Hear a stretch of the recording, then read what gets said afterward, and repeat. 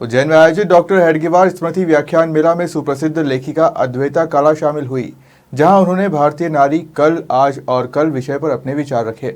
सुप्रसिद्ध लेखिका अद्वैता काला ने हेडगेवार स्मृति व्याख्यान माला में भारतीय नारी कल, आज और कल विषय पर अपने संबोधन में कहा कि महिलाओं के लिए जिन अधिकारों की बात हम आज करते हैं वह 1000 साल पहले भारत में थे। मुगलों के आक्रमण ने भारत में महिलाओं की स्थिति को आसमान से जमीन पर लाकर पटक दिया। यहाँ तक कि अंग्रेजों ने भी भारतीय महिलाओं के उत्थान के लिए कुछ नहीं किया, केवल बातें की, जबकि वेदों में महिलाओं को बराबरी के अधिकार दिए गए थे। से जो प्रभावी तुम्हारे तपो साधन, यशोगान की गौरवालापन, प्रेम से जो प्रभावी तुम्हारी, कभी वासना थी न लोकेशणा की, जगाए कृति दीप्ति तेजस्वला सह। धन्यवाद माला की इस आयोजन की समिति को बारे में बात करने का मौका मिलता है।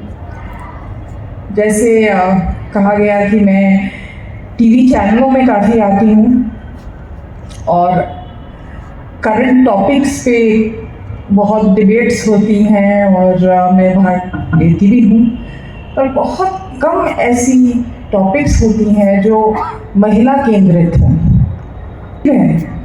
क्योंकि आधी आबादी महिलाएं हैं। तो फिर भी मुझे लगता है कि कहीं ना कहीं हमें नज़रअंदाज किया जाता है। और ये तो थोड़ा विषय से थोड़ा मैं भटक गई। कल, आज और कल, तो मैं शुरुआत तो करना चाहती हूँ। यत्र नार्यस्तु पूज्यन्ते रमन्ते तत्र देवता। ये आपको पता है कहाँ से? कोई भी? ये मनुस्मृति से है। और मैंने जानबूझ के मनुस्मृति से लिया क्योंकि जिस प्रकार का दुष्प्रचार मनुस्मृति के बारे में होता है वो हमें बहुत चीज़ें बताता है। वो हमारे काल के बारे में हमें बहुत चीज़ें बताता है। वो हमें बताता है कि विचारों को कैसे मैनिपुलेट किया गया दशकों के लिए, पीढ़ियों के लिए, सेंचुरीज के लिए। और इसीलिए मैं चाहती थी कि मैं मनुस्मृति से शुरू करूं, क्योंकि ये बस एक अन्य ऐसे एग्जाम्पल्स हैं, पर ये एक ऐसा एग्जाम्पल है जो हमें बताता है कि कैसी नैरेटिव वॉर अभी चल रही है, विचारधारा की लड़ाई चल रही है हर जगह, हर कोने में। यदि हमें ये दिखते हों या ना दिखते हों, पर ये एक सिस्टमैटिक डिसमैंटलिंग, जो हम अंग्रेजी में कहते हैं, भारतीयता का है। और इससे हमें लड़ना ही पड़ेगा, क्योंकि अगर हम इससे नहीं लड़े तो ये जो बच्चे जो गा रहे हैं अभी ना, इनकी आवाज़ मौन हो जाएगी। तो ये मैं इसीलिए इसके साथ शुरू करना चाहती थी।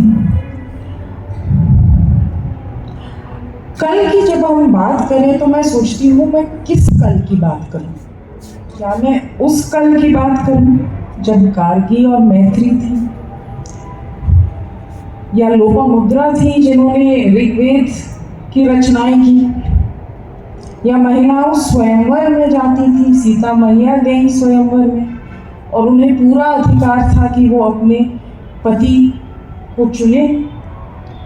क्या मैं उस काल की बात करूं या वो काल की बात करूं जब मुगल आए, जब पर्दा की प्रथा महिलाओं के पास बोला है? क्योंकि ये अगर होता भी था, पर्दा अगर था भी, तो बहुत कम घुटों में रहता था। पर मुगलों के आने के बाद, उनके शासन के बाद महिलाएं इतनी प्रताड़ित रहीं, उनके साथ क्या अत्याचार नहीं हुआ कि एक बार जो महिलाएं आगे थी, जो हम कहते हैं अंग्रेजी में इंटेलेक्चुअल लाइफ में आगे थी। अगर आप वेद पढ़ें, मैंने थोड़ा बहुत, आपको पता चलेगा कि महिलाओं का रोल जो था समाज में इतना बड़ा था, आप उसको नज़रअंदाज नहीं कर पाते।